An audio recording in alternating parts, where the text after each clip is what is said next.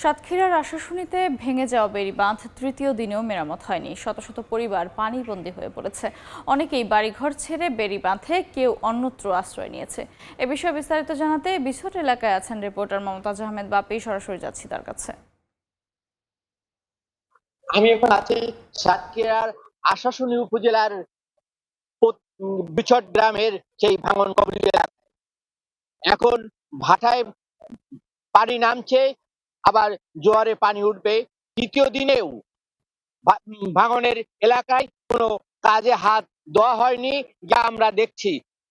এখনো পর্যন্ত পানি উন্নয়ন বোর্ড, স্থানীয় জনপ্রতিনিধি, স্বেচ্ছাশ্রমে যে জিও টিউব লাগানোর কথা ছিল, সেটি এখনো কাজে হাত দেওয়া হয়নি বলে আমরা দেখছি।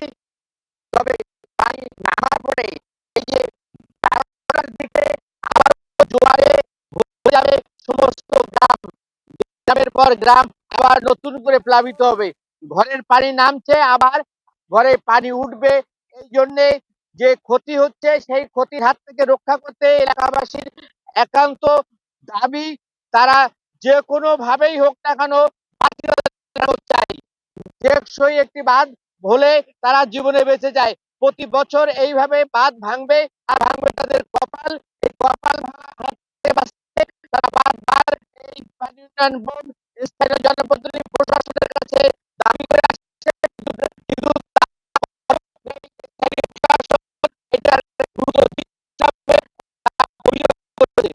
অভিযোগটি যে আজ 3 দিনেও কেন, এখনো পর্যন্ত এই বাঁধ মেরামতের কাজ শুরু করা হয়নি।